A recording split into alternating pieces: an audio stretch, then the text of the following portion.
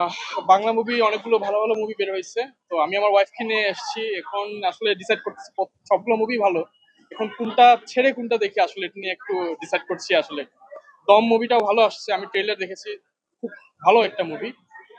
আর সাকিব খানের নতুন মুভি এসছে, আর আমাদের মুশাররফ করিমের নতুন মুভি, সেটাও আসলে খুব ভালো, ওনার অভিনয় অসাধারণ। বসুন্ধরা টিস্যু, অশুদ্ধতার বিরুদ্ধে এক বিন্দুও ছাড় নয়।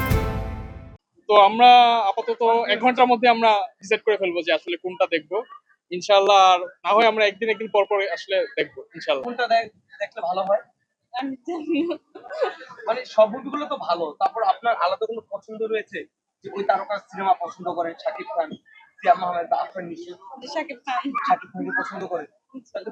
ইয়ামাহাদের রাক্ষসী সিনেমাটা আছে, এটা আসলে মানে অসাধারণ। ওটার অ্যাকশন যে মুভি দেখলাম, যে ক্লিপস গুলো, এটা আসলে যে যারা হার্ট দুর্বল তারা অনেকে ভয় পেয়ে যাবে ব্লাড দেখে, আসলে এত পরিমাণ।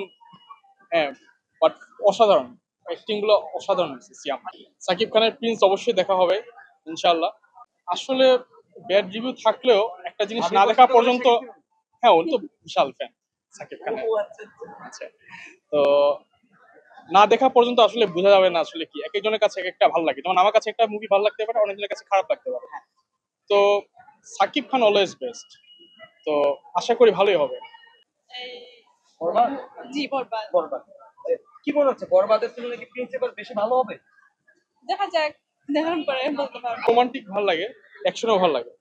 রোমান্টিক অ্যাকশন ঘটনা, হ্যাঁ বনরতা এক্সপ্রেস পারিবারিক গল্পের, ওটা দেখার ইচ্ছে রয়েছে? হ্যাঁ, ওটাও দেখবো আমরা।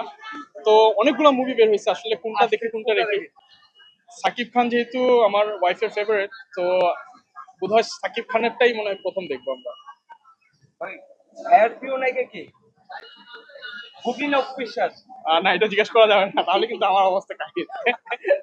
ভাবি বলে দেন, আপনার প্রিয় নায়কের কথা বলে দিচ্ছে, আপনি একটু বলে দেন প্রিয় নায়িকা কে? অপু বিশ্বাস না বুবলি? বুবলি।